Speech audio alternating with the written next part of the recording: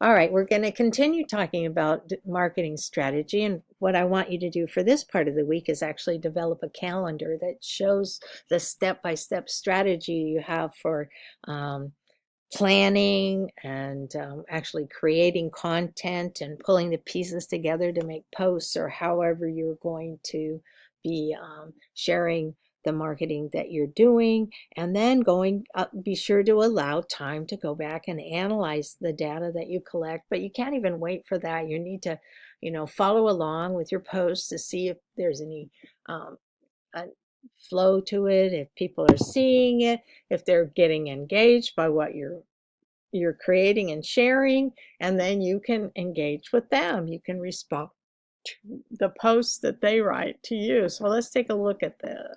So what I want you to do is plot out a rough draft for the next month of content across the platforms you've chosen, because in the first part of the week you should have chosen at least, whichever platforms you see would work best for you and how they might help and grow your business and sustain it. So I want you to be as detailed as possible, including daily and weekly time requirements, because you got to figure that all out. How much time do you actually have to put into this?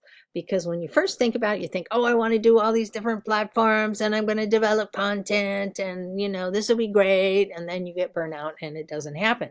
But if you develop a plan, overall plan of how you want this to work and have, you know, choose days and times that work to have the finished posts appeared, and then you have to step back and go, what do I need to do to make these posts? Do I need to create, solidify my logo? Do I need to think of or get photography together? Do I need to, make some videos and then work on them so they're presentable and, edit them and then put the posts together. You got to choose where they're going to be, and then you have to think about, well, what time would be the best time for them to appear. Does it matter is there a specific timing strategy that I should work with? And then you have to go, okay, and then I need to remember to look at them once they're live and see if people are checking them out, or if they like them, or they're responding to them and actually have engagement. And then I can respond to them and build that communication with your audience. So the best way to do it is actually build out a day-to-day calendar. And then again, you have to sit down and plan how you're going to use this. And then you have to, see it as pieces that you work on to get through the weeks or the whole month. So if you have slow days, those are the days you should work on your content, because if you're in a rush, it's like sometimes it looks like you're in a rush, and that's not always what you want it to do. But if you have time, a slow or downtime, whatever, and you can create these posts and then put the pieces together and have it scheduled so they appear, that's great. You can always do spontaneous posts, add them in as you go along. But remember when we were looking in the beginning of the semester how I had you check other people's stuff, and the thing most of you discovered is that the people who were consistent and had really, nice looking posts, nice looking videos, they took the time to do it right. You still want it to look like a person made it. You don't want it to look like machine. It doesn't have to be perfect, just like my videos here. It has to be you sharing what you want to get across, right? So it's got to be that human. That's where you put your personal touch in.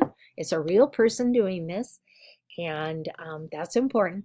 But you need to, have all these plans and set it up. And if you have an actual schedule calendar, I think that you'll find that you're more likely to get the work done, so that you look like your business is a solid deal. It's you're being consistent. Your work that you share is probably going to get better, especially better over time. But you have that um, getting that across to your audience out there. That's what you want to do. So